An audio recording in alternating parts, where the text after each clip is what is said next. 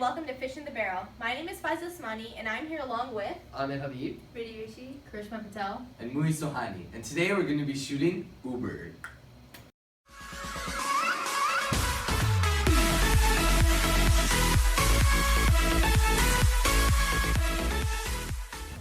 So first off, I'm going to explain what Uber is. Uber is a taxi company which requires you to order a vehicle through an app. Which sounds super safe, right? Because remember, don't get into a car with a stranger unless it is a specific stranger that you found through an app to drive you around in their car. Despite this, they also have multiple sexual assault complaints.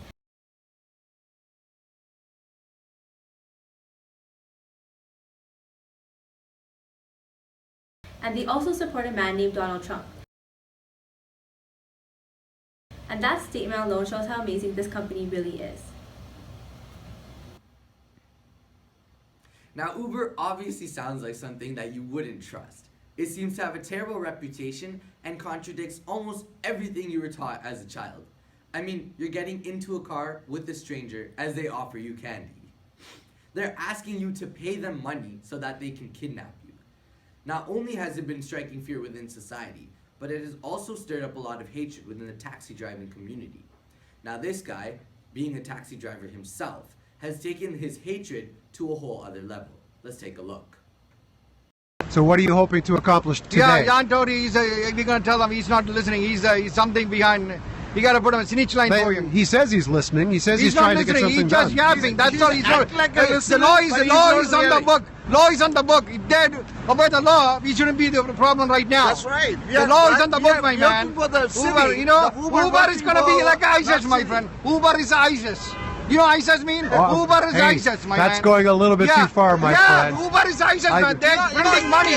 They're printing money. So you're claiming that Uber is bringing terrorism to Toronto? Yeah. How does this guy believe that a car service app is part of a massive terrorist organization responsible for multiple deaths and bombings? That's like saying the new iPhone 8 is the reason Kim Jong-un wants to start nuclear war with America. I am the supreme leader of North Korea, and I will get a discount on this unreasonably overpriced gadget. nice one, Muis. Like my colleague said, in many cases, Uber has been known for sexual assaults, its murder cases, and its angry drivers. It is also known that drivers with big criminal records are recruited to drive for Uber. Shown here is Peter from Family Guy to make fun of Uber's sign-up process. Hi, I'd like to be an Uber driver. Okay, sure. Welcome aboard. Don't I need to fill out a form? Oh, right. Yeah, of course. Name, Peter Griffin. Criminal history. This section is optional. I will skip this. And done. Here you go. Yeah, none of this really matters. All I need to know is, do you have a car, a phone, and a face? It's my dog's car. Oh, and I know you didn't ask, but I am quick to anger. Okay, great. Now get out there and try to kiss as many ladies as you can. The record is 60 in a month. You, sir, are officially an Uber driver.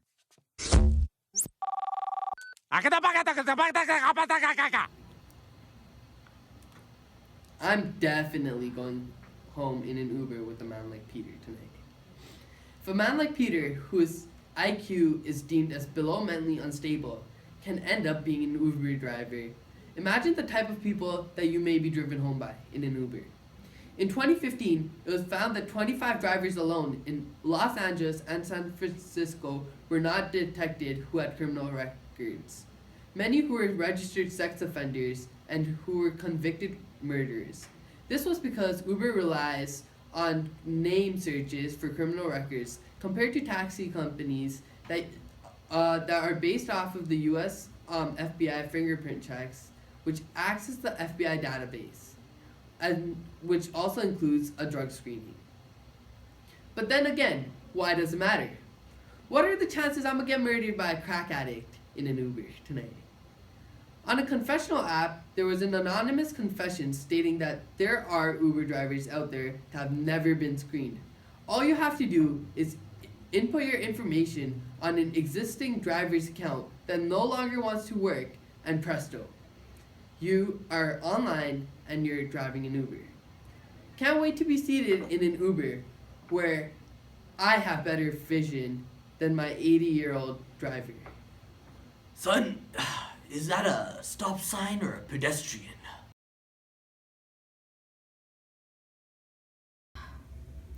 That YouTube video is just another example of someone who has shared their hate about Uber with the rest of the world. Susan J. Fowler, one of Uber's former employees, recently published a blog about her experience at this company and as a site reliability manager, and has made claims about sexual harassment. But let's look more into the story and learn about how great of a company Uber is to work at. About 2 weeks ago on her blog, this former employee posted about her very strange year at Uber. And when she described as on her first day of rotating on the team, she received very inappropriate messages from her manager. What a great way to start off your first day, by receiving messages from your manager about having sex? She immediately decided to go report this incident to her HR department. However, things took a weird turn from there. Rather than getting a positive response from her HR department, they in turn told her it was his first offense and it would be most appropriate to give him a warning. And her upper management wasn't any better, as they told her he was a high performer and rather he made an innocent mistake. What a great support team Uber has. That's like students in school not being punished or suspended just because they get good grades. Now this would be an accurate representation. Billy, you've just murdered half your school's population. There's gonna be some consequences. I have a 95 in food and culture. Okay, you're free to go. Well, what I'd like to see is how Uber plans on trying to prove this with their investigation that the CEO, Travis Kalanick, plans on having. It doesn't take a genius to realize if your engineering team goes from 25% women to 3%, that there's clearly something wrong in the company. And it definitely doesn't need one blogger's post to tell you that it's an issue. Now, Uber has influenced many new apps and ideas. The newest innovative app is this app called Pooper. Even though this may not be very useful, many people could be excited for this Pooper app. But the question is why? Uber is coming out with many different components that just continue to make the community lazy. First Uber, then Uber Eats, and now possibly Pooper. How lazy can people get? Now you may ask, how does this app work? The first step that you have to do is take a picture of your dog's poop and upload it on your account. Then any Ubers that are around your area will come and scoop your dog's poop up. But would you really want to take pictures of your dog's poop in the middle of the park? And who would really want to scoop some other person's dog's poop? The whole point of this app was not to be able to smell your dog's poop. But then in order to take a picture, you go in ahead and bend down and get so close to your dog's poop, they had to go and take a huge whiff of it. Ew. And for the Uber drivers, they're thinking that they are just going to be picking up a few strangers they don't even know, but go and pick up some random dog's poop. Plus, the poop would be just sitting all over the grass waiting for their Uber. The whole park would smell like crap. But are dogs' owner really that lazy that they can go and pick up their dog's poop? That they have to send money to do that? It's not like they're going to be getting it for free or getting coupon codes for this. And that's all the ammo we have on Uber today. Good night from Fish in the Barrel.